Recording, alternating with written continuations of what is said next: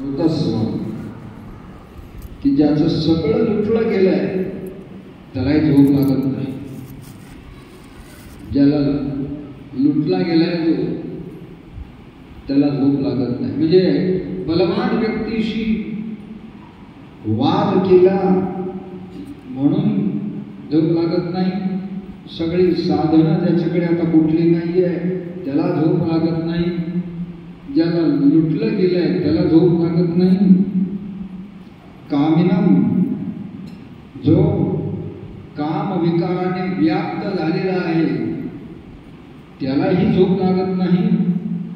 आणि चोरम जो रात्री ज्याला चोरी करायची आहे त्यालाही झोप लागत नाही.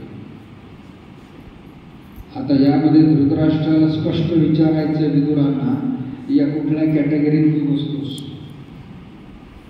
म्हणजे तू आपल्यापेक्षा बलवान लोकांशी संघर्ष केलाय, तुझी सगळी साधनं गेली आहेत का? काय सर्वस्व लुटलं गेलं आहे का? तू कामी आहेस का तू चोर आहेस? दुसऱ्याचं लुटून बसलाय म्हणून तुला झोप लागत नाही.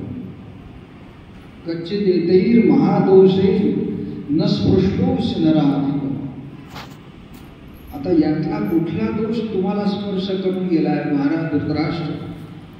येतैर महादोषे स्पृष्टोसी, या महादोषांपैकी कुठल्या एका दोषाने तुम्हाला स्पर्श केलेला? कदाचित परभित्तीषु, दुसऱ्याचं धन तर तुम्ही लुटलेलं नाही ना? धृतराष्ट्र म्हणाला की श्रोतुमिच्छामि ते धर्मम. तू खूप चांगला उपदेश करतोस. तुझी वाक्य जे आहे ते फार सुंदर असतात, म्हणून ते धर्म किंवा परमकल्याणकारक असे तुझे वाक्य असतात. तू बुद्धिमानांमध्ये श्रेष्ठ आहे. आपल्या या कुळामध्ये, या वंशामध्ये खरंच तू श्रेष्ठ आहेस. म्हणून मला तुझ्याकडून ऐकायची इच्छा आहे.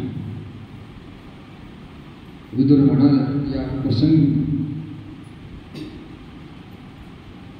की युधिष्ठिर इतका गुणवान आहे, इतका गुणवान आहे. महाराज धृतराष्ट्र, आपण युधिष्ठिरासारखा आज्ञाकारी नाही. तुम्ही जर त्याच्यावर खरोखर मनापासून प्रेम केलं असतं, आपला पुत्र म्हणून प्रेम केलं असतं, तर युधिष्ठिरासारखा आज्ञाकारी नाही. तो तुमच्या आज्ञेच्या बाहेर कधीच गेला नसता. तुम्ही तर त्याला वनात पाठवलं. जो तुमचं ऐकणारा होता त्याला वनात पाठवलं, आणि जो ऐकत नाही त्याला जवळ ठेवलाय दुर्योधन. जो तुमचं कधीच ऐकत नाही, धर्मात्मा असणारा युधिष्ठिर. पण महाराज धृतराष्ट्र तुम्हाला स्पष्ट सांगतो, तुम्ही म्हणताय मला झोप येत नाही, त्याचं कारण असं आहे, तुमच्या डोळ्यातलं तेज तर नाहीच नाही. डोळ्यात तेज नाहीच आहे, अक्षरहीन आहात तुम्ही, दृष्टीहीन आहात. परंतु जर राज्याचा भाग पांडवांना दिला असता त्यांचा, तर विपरीत काही घडलंच नसतं.